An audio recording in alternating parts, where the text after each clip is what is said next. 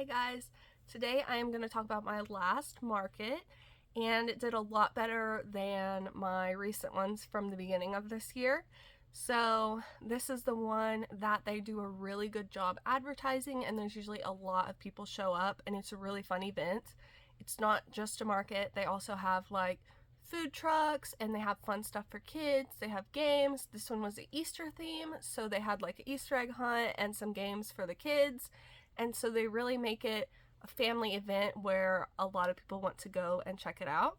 And I will go ahead and insert a clip of before the market, and then towards the end of the video I'll insert a clip of after the market. Alright, so this is my booth before the market. This was the day before Easter, so I have some bunnies, some carrots, and some chickies. I've got my Leggy Chickies. I've got some flowers, some Easter eggs, and peeps. So I did sell quite a lot of things. I am going to try to put up a picture of everything that sold. So as usual, if I sold a octopus, maybe I sold a pink one, but I only have a picture of a blue one, then I'm going to put the picture of the blue one. But I'm going to try to put the exact item if I do have the picture of it. So the first thing that I sold was this bunny, and this one was a pattern test that I did on Ribblr, and I made 2 of them. So I was glad to sell some of my Easter items at this market. It was the day before Easter, and so I was hoping to sell most of my Easter items so I don't have to save them for next year. I would say I sold maybe half of them, maybe less. So that wasn't as many sold as I wanted to, but I did sell quite a few other things as well. And then the second thing I sold was a chick. And I'm sure you've seen these before if you watch my videos. I love making these chicks. So both the bunny and the chick each sold for $20. And then I sold an Easter egg. I just had one of these, and I actually sold it to the lady who runs the event.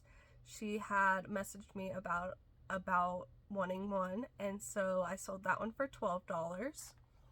And then I sold another chick. And then I sold this little possum. That one sold for $20. I had a lot of people looking at this possum, a lot of people talking about it, and then I sold it. And so I was thinking, I need to make some more possums for my next market. So I have made a few more, and hopefully those will do well. The next thing I sold was an axolotl. I'm not sure if I have the picture of this one, but it was a pink one. It has like some kind of rainbow colors in it, but mostly pink. And the axolotl sold for $20. Then I sold a little ice cream cone and an Octo, and those sold together for $22. So the ice cream cones I sell for $10, and the Octos I sell for $12. Then I sold this mini floral peep, and that one I sold for $15. Then I sold another axolotl. That one sold for $20. That was another pink one as well. And then I sold a mini bunny and this little puppy. It's the first puppy that I've made like this. And so those sold together for $28. The puppy was $20 and the bunny was $8. Then I sold one of my large dinosaurs, and I love these so much. This one was the blue ombre one. People really love these dinosaurs. I don't know what it is about them, but a lot of people just pick it up and they don't even look at the price. They're just like, I want this dinosaur. And I'm like, oh, wow, okay. Whereas a lot of other things, you know, I see people looking at the pricing and saying, oh, maybe we'll pick a different one or something. But something about these dinosaurs, people just fall in love with them. And then I sold my other bunny. So I only made 2 of these and I sold both of them. So maybe next spring I will make a few more of those. And then I sold my rainbow bee. This was the first rainbow bee that I made, and I didn't have any regular bees, and this lady said, do you have bees? And I was like, well, I just have this rainbow one. She's like, it's perfect. So I was happy about that. I thought maybe she just wanted a regular bee, but she really loved the rainbow one, so that was cool. That one I sold for $15. And then my extra large rainbow dinosaur sold. So it's the same pattern of the large dino, but I'm using a bigger yarn and a bigger hook. So that one I do charge $50. It's a little bit more expensive because that yarn is more expensive, and because it is a thicker yarn and it's a little harder for me to work with. It hurts my wrists more. And also because the item ends up taller and bigger than the ones that I use with my regular yarn. And then I sold my frog and a bunny costume. I will have to see if I have a picture of this. I might have to dig for it because I made it last year, and it was really cute. This girl just really wanted it, and the boyfriend was like, I'll get you anything you want. She's like, I really want this one. And so I was really glad about that because I've been keeping that one around since last spring. I haven't had it out at most of my markets, but I've had it at home, and so I'm glad that somebody got that one. That one was $35. And then I sold a large peep. That one sold for $20. And then I sold my last axolotl. This one was originally supposed to be a pumpkin axolotl, but it also, now that I have it for spring, it also looks like a carrot axolotl. And so someone asked if I had axolotls. I said, well, this is the only one I have left. And they were like, I want it. So I've got to make some more axolotls for my next market. Then I sold another large peep and a whale keychain, and those sold together for $32. The peep was $20 and the whale keychain was $12. Then I sold an octo, and next I sold another whale keychain, and that one sold for $12. Then I sold a mini octo, and that one was for $10. And then I sold 2 mini chicks, and then I sold a small whale for $12. That one is pretty much the same as the whale keychains, just without the keychain, and I believe this one was a purple one that I sold. And then I sold a Triceratops for $15, and I only have one left, so I've got to make some more of those for my next market. And then I sold a turtle for $40. This pattern is, I believe, Tiana the turtle. It's from All From Jade. It is definitely my favorite turtle pattern because of how cute it is. And this turtle was so cute that I kind of wanted to keep it myself, and I was like, no, I've got enough plushies, I'm not going to keep it. So I didn't keep this one, but I am glad that it sold. The next thing I sold was a gecko. I had this one sitting around for a while. It took a while for this one to sell. I'm not sure why.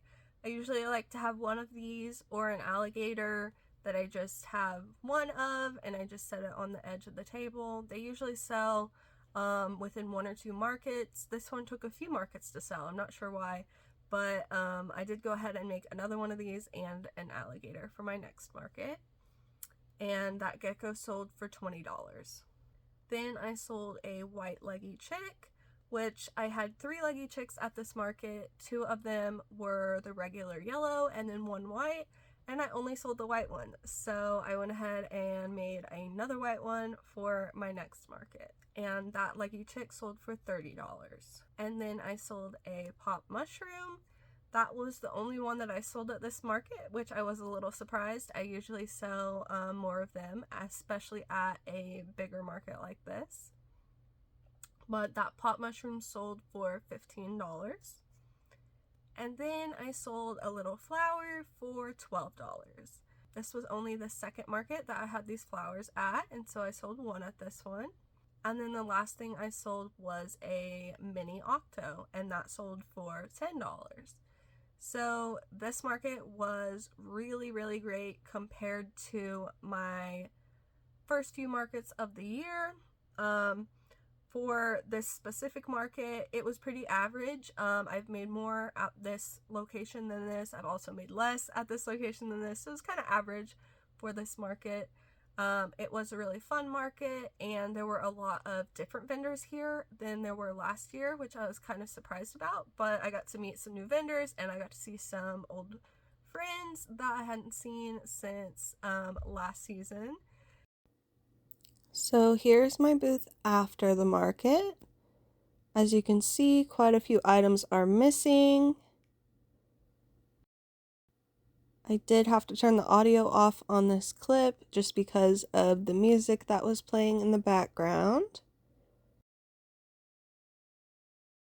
The total for this market, I made $641, and I believe my booth fee was, I think it was $65. So that's almost $600 profit, which is really good. Now, that's not taking out the time it took to make it or the price of the yarn, of course. And so actually for the year, I just about broke even because I had spent so much money already on supplies, because I did get a lot of yarn this year. I bought the Posh yarn when that came out, and I had to order a bunch of safety eyes because I ran out, and I also bought a Cricut in January.